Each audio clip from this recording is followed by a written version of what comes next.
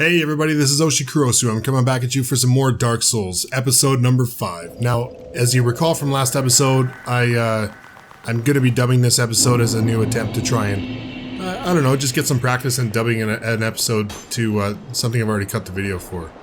So without further ado, well, we're already watching it, but we're going to go down through the No Man's Wharf.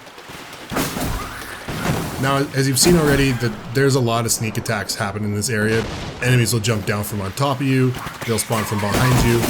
In this particular series, I didn't even notice that there was a dog in the area, and I almost wiped it within the first couple minutes of this video. After deciding to kind of clear the area out, I do get all the chests and stuff. I didn't go through all of it, but like, this is how paranoid Dark Souls makes you feel when you play. I mean, first thing I did was instinctively swipe at a body that was clearly dead in the water. I also was able to, well, I don't know if I was able to identify early, but I kind of took a look around, seeing a couple enemies. There's one waiting to jump on me. There's about 4 enemies in this area, so...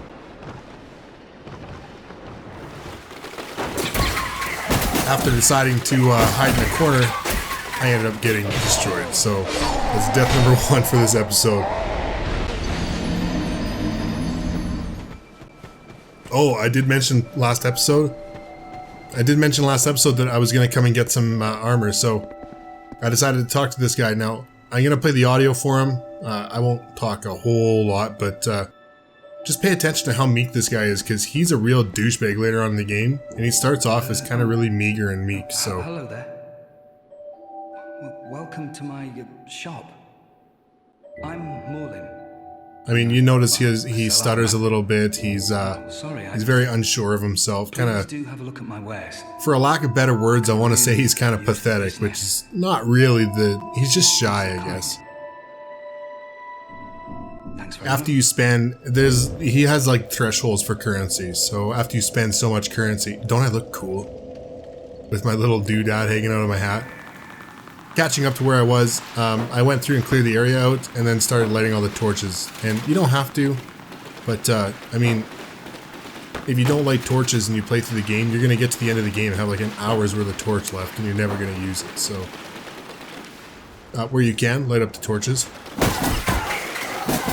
Especially in this area, because the torches are going to play a part here. I do highlight it in this video, and you're going to see later on, so... But yeah, anyways, Maaan or whatever his name is, he's got thresholds for the amount of souls that you spend, and as you spend more souls on his armor, he becomes increasingly more confident, or he starts off being more confident, and then he just gets to a point where he's like playing cock. So, coming up the stairs here, we take out this enemy, and going forward, there's an NPC up here. You want to talk to her, maybe... Just exhaust the dialogue. Talk to her 3 or 4 times. I skipped through the dialogue, and I think I skipped through the dialogue. Maybe I just left it up long enough for me to get one line of text out of her, but definitely talk a few times. After you talk to her, I restored my humanity because I was hoping to see her sign somewhere, and I forgot that it doesn't show up until later, so... as we're going forward, I'm just going to kind of speed through here, do some killing. Get that nice backstab going on. And we're soon, I'm pretty sure soon we're going to see why I wanted to light all the torches in the area. So yeah, I come down and keep everything lit.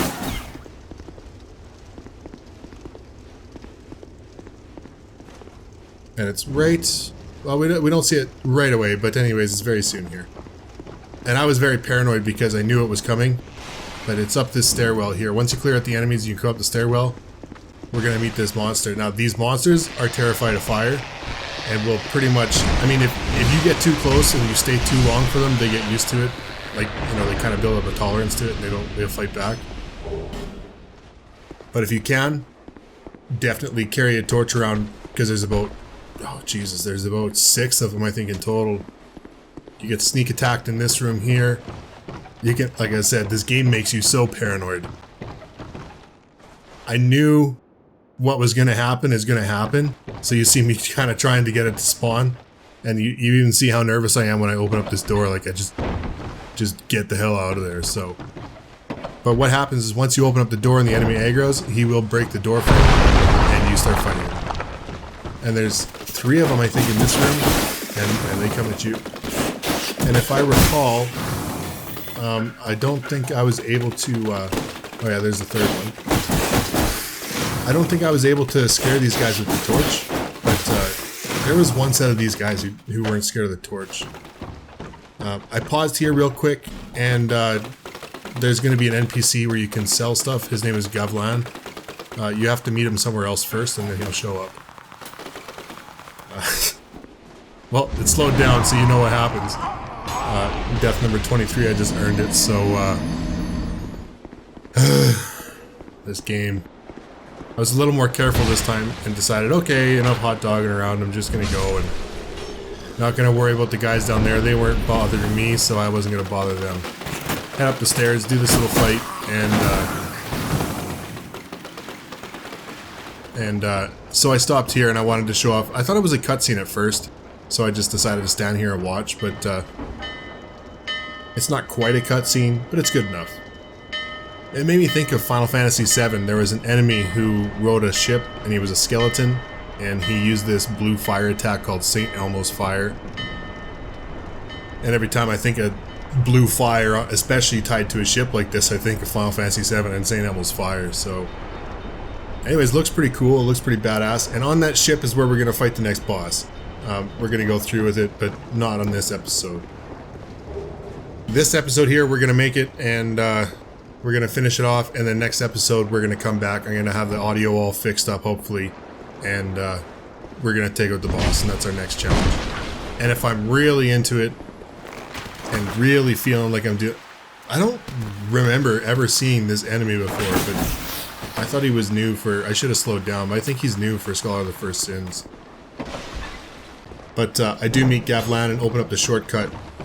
And so yeah, next episode what we're going to do is we'll fight the boss on the ship. And then if I have...